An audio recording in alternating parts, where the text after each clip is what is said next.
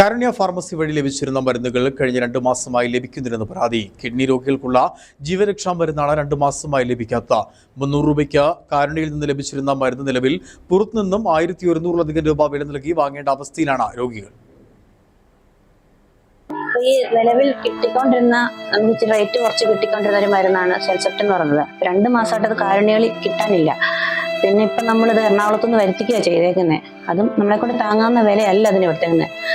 അപ്പം അത് എന്നെപ്പോലെ ഒരുപാട് രോഗികളുണ്ട് ഇതുപോലെ കഴിക്കാനുള്ള മരുന്നുകൾ വരാതായിട്ട്, കാരുണ്യ വരാതായിട്ട് 2 മാസത്തോളമായി.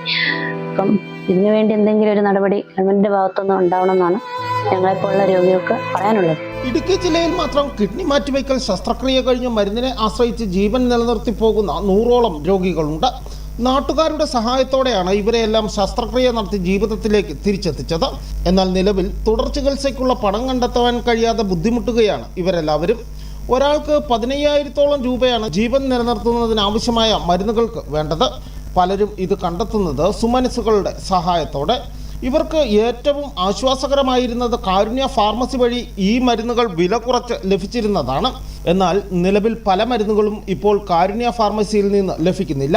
ഇതുമൂലം 300 രൂപയ്ക്ക് കാരുണ്യ ഫാർമസിയിൽ നിന്ന് ലഭിച്ചിരുന്ന മരുന്ന് പുറത്തുനിന്ന് 1160 രൂപ വില നൽകി വാങ്ങേണ്ട സാഹചര്യമാണ്.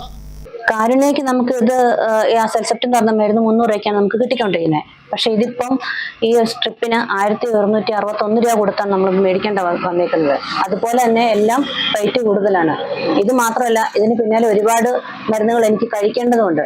എല്ലാം കൂടെ താങ്ങാൻ പറ്റത്തില്ല. ഇത്രയും വിലയ്ക്ക് നമ്മൾ ഈ 2 കൂട്ടം മരുന്ന് ഇത്രയും വിലയ്ക്ക് മേടിക്കുമ്പോൾ ബാക്കിയുള്ള മരുന്നുകൾ മേടിക്കാൻ ബുദ്ധിമുട്ടാണ്. അപ്പം നമുക്ക് വേറെ നിവൃത്തിയില്ല. ഒരു നമ്മളെ കൊണ്ട് പറ്റുന്ന അത്രയും വിലയല്ല ഇതിനുള്ളത്. കൂട്ടുന്ന രീതിയിലുള്ളതല്ല ഇതുള്ളത്. കാരുണ്യ ഫാർമസി വഴി ജീവൻ രക്ഷാ മരുന്നുകൾ കൃത്യമായി ലഭിച്ചാൽ ആകെ വരുന്ന വിലയുടെ പകുതിയിൽ താഴെ മാത്രം കണ്ടെത്തിയാൽ മതി. എന്നാൽ നിലവിൽ മരുന്നുകൾ ഇല്ലാതായതോടെ ഭീമമായ തുക കണ്ടെത്താനാകാതെ കൃത്യമായി മുടക്കമില്ലാതെ കഴിക്കേണ്ട മരുന്നുകൾ മുടങ്ങുന്ന സാഹചര്യമാണ്. സുമനസ്സുകളുടെ സഹായം കൊണ്ട് ജീവിതത്തിലേക്ക് തിരിച്ചെത്തിയ തങ്ങൾക്ക് ഇനിയും ആളുകളോട് സഹായം അഭ്യർത്ഥിക്കുവാൻ കഴിയാത്ത സാഹചര്യമാണെന്നും മരുന്നുകൾ ലഭ്യമാക്കാൻ സർക്കാർ ഇടപെടൽ ഉണ്ടാകണമെന്നുമാണ് ഇവരുടെ ആവശ്യം. Aneesh PA, Idukki vision news.